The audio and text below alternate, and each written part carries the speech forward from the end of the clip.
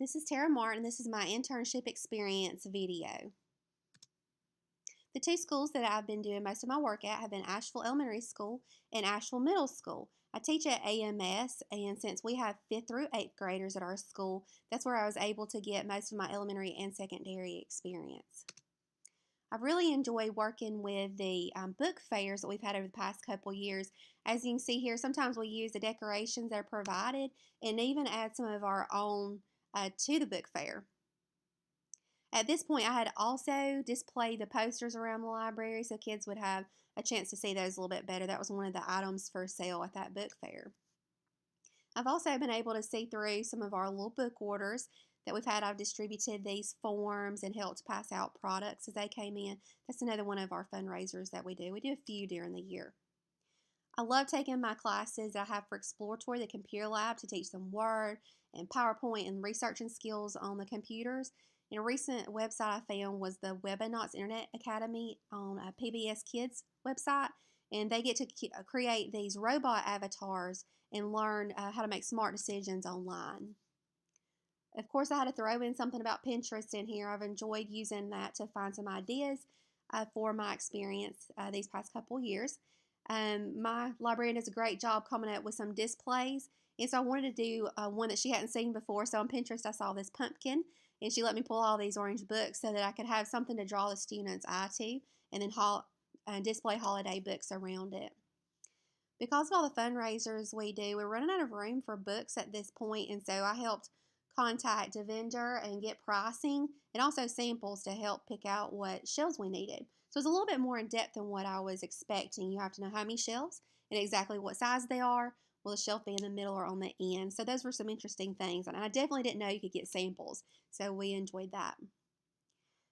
A weakness of ours, I believe, has been weeding. There's not been enough weeding done in our library at Asheville Middle School, and so that's something we've been focusing on lately. As you can see here, this book has been purchased around 1976 and has not really been checked out that much since, and so we've been trying to focus on getting rid of some of the books that have been older or been there longer, gotten older, damaged, or just aren't checked out very often. We had David Burrows come and look at our library, what we had, and give us some clues on how to get started. And he suggested the science section. So you can see that's where some of these have come from, the science section. And because those books can become outdated, the information in them can. We just don't have that science fair anymore, and they're not only old, but they're not getting used. I was able to collaborate with a 5th grade teacher on a lesson. And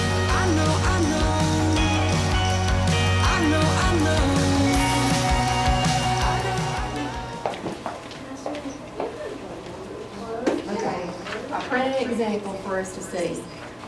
Bold, big and dark, and then italicized, leans over just a little bit. Can you see how that L is exactly vertical, stretching down, and then this L is a little bit sideways? So that's the italicized font, that's bold.